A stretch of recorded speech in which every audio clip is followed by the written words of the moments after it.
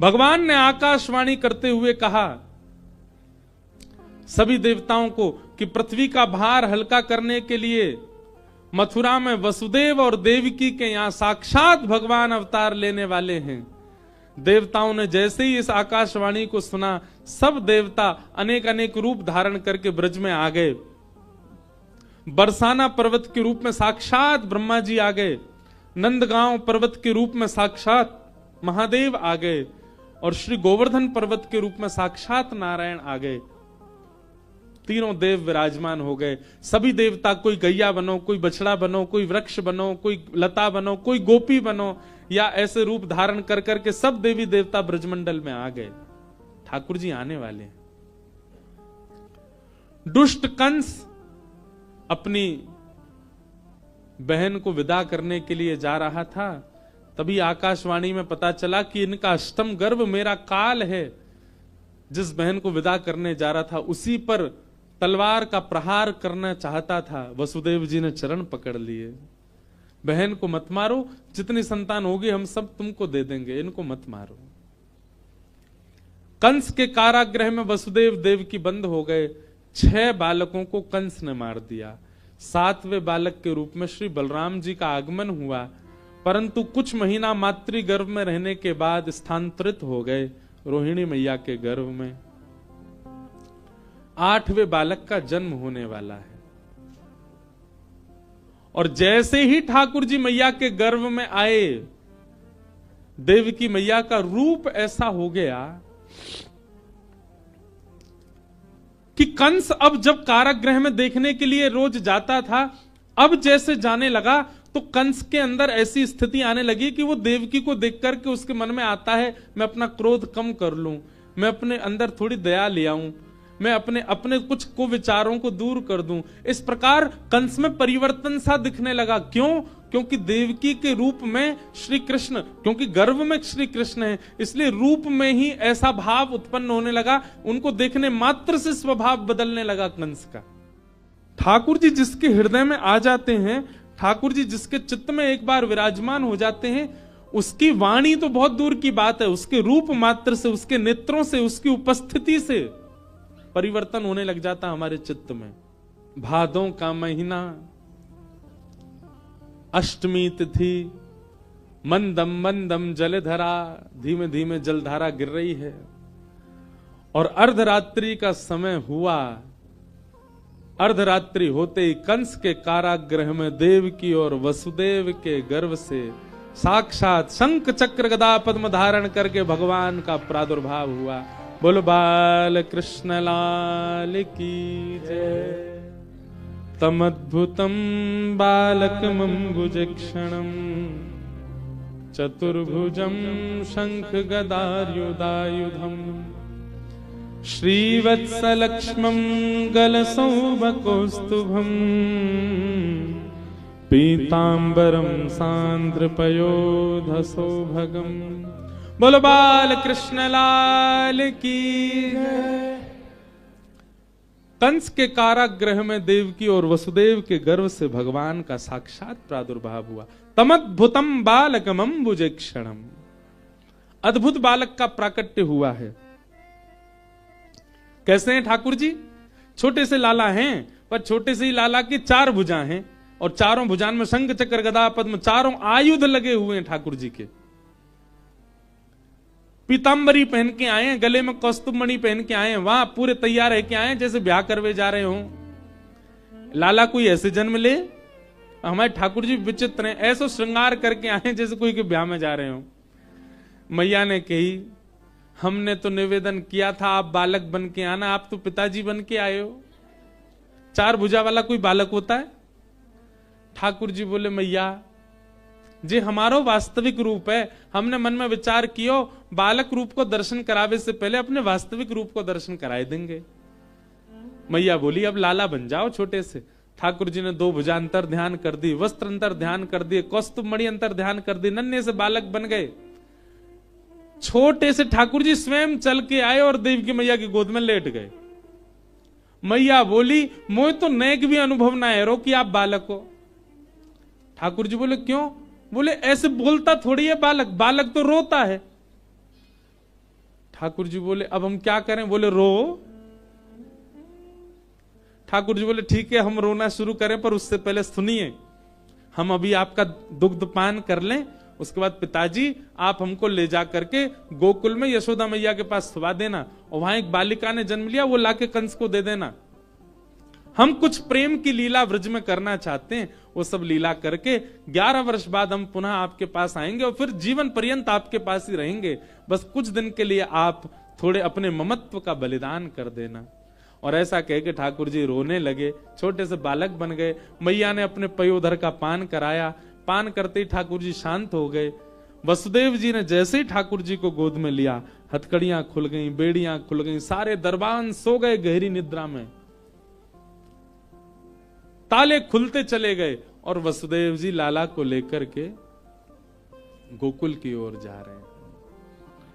मंदम मंदम जलधारा गिर रही है आकाश से, और यमुना जी के भीतर से श्री ठाकुर जी को लेकर के वसुदेव जी गोकुल पहुंचे। और गोकुल में जाकर के यशोदा मैया के बगल में लाला सुवाए दियो, और वहां से लाली लेकर के कंस के पास आए गए। कंस ने बालिका को देख करके पृथ्वी पर पटका, अष्टभुजी देवी भद्रकाली प्रकट हो गई।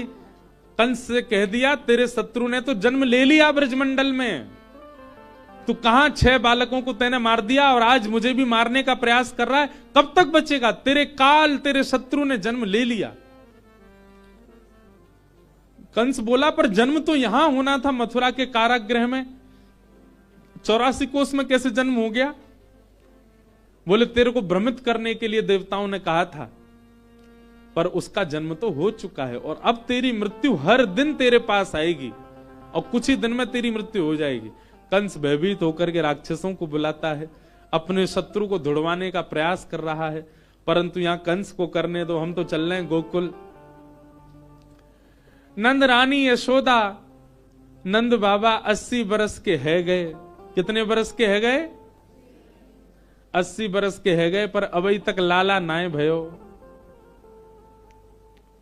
परंतु अब सब ब्रजवासियों को लगवे लगी कि बाबा तुम देख लियो, हम सब ब्रजवासियों को आशीर्वाद है, अब की बार लाला होएगो। एक बात है बंधुओं, अगर एक साथ बहुत बड़े समूह को कोई बात लगने लग जाती है तो वो बात होती ही है, 99% है। सब ब्रजवासियों में यही चर्चा है रही है। बोले भैया देखो, अभी तो भयो ना है, अभी तो भयो ना है, अभी तो भयो ना है, जाने कब होएगो, पर होएगो जरूर। नंद बाबा की 2 बहन है, नंदा और सुनंदा।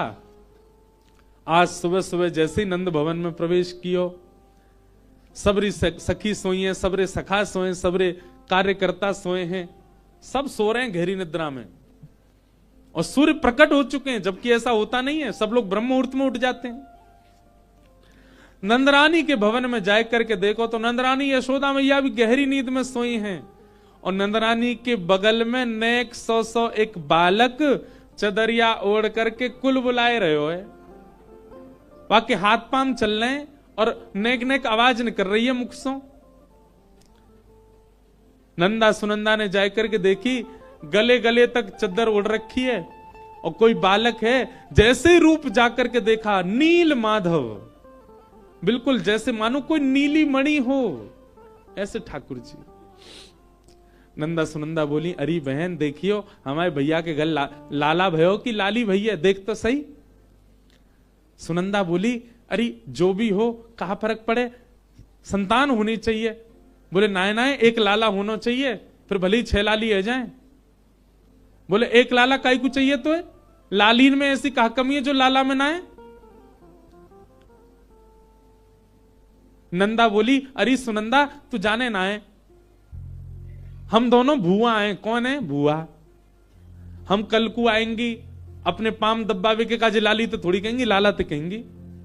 चल ले लाला हमारे पाम दबा, चल ले लाला हमारो सामान उठा, चल ले लाला हमारे काजे बाजार ते ये लेके आ। और जब कभी मन करेगा वह को कान मरोड़ उलेंगी, अपनो दास बनाए के रखेंगी। लाली के काजे तो नेक दया सी आ जाए, लाली तो कैसे पाम दबाएंगे, लाली तो कैसे सामान उठवाएंगे, पर लाला पे तो अपनो पूरा अधिकार चलेगा, जितना चाहेंगी वह मारेंगी, कूटेंगी, अपनो दास बनाए के रखेंगी। जीवन पर्यंत हम भगवान की सेवा करेगो। नंद बाबा बेचारे वृद्ध है गए, हम उनके कोई संतान है ना, एक लाला है जाएगो तो सबन को सेवा तो कर लेगो। नंदा सुनंदा ने 21 बार हरिशरणम को जाप कियो, और जैसे ही हरिशरणम हरिशरणम हरिशरणम करवे के बाद जैसे ही चदरिया हटाई, है गयो है गयो है गयो है गयो है गयो है गयो है गयो, अब तो दोनों चिल्लाने लगी है गयो, नेत्रन से अश्रुपात होने लगे। अब तो महाराज पूरे गोकुल में यही चिल्लाती जा रही है गयो है गयो है गयो। अब जो सुने वही पूछ रहा, कहा भयो? अब जो भी पूछे वही से कहें है गयो है गयो है गयो है गयो। अब सबरे पूछ रहे कहा भयो, बोले बस है गयो, अब तो है गयो।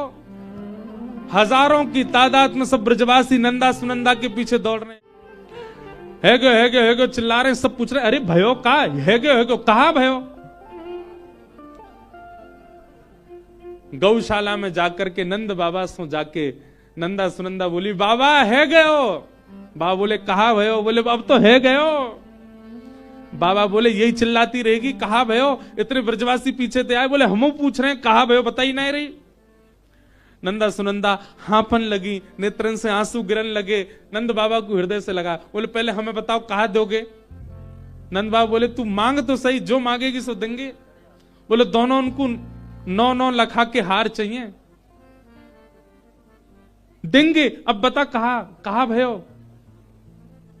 नंदा सुनंदा बोली आपने इतने ब्रजवासी की सेवा करी, यमुना जी की इतनी सेवा करी, गैयान की इतनी सेवा करी, ब्राह्मणन की इतनी सेवा करी, इन सबन के आशीर्वाद सो आपके घर यशोदा मैया के गर्भ सो नीलमणि जैसो लाला भयो है, बधाई हो। भैया एकादशी आज है, सोमवार को व्रत है आज को। अरे नेक जोर से बोल लो, 2-4 लोग लुढ़क गए, सोते सोते उठ जाएंगे। बधाई हो। अब वो पूरी जोड़ते नहीं आए हो, गंगा जी तक आवाज जानी चाहिए, बधाई हो। अब तो महाराज जैसी बधाई शब्द सुनी, पूरा ब्रजमंडल इकट्ठे हो गए। भैया काय बात की बधाई है?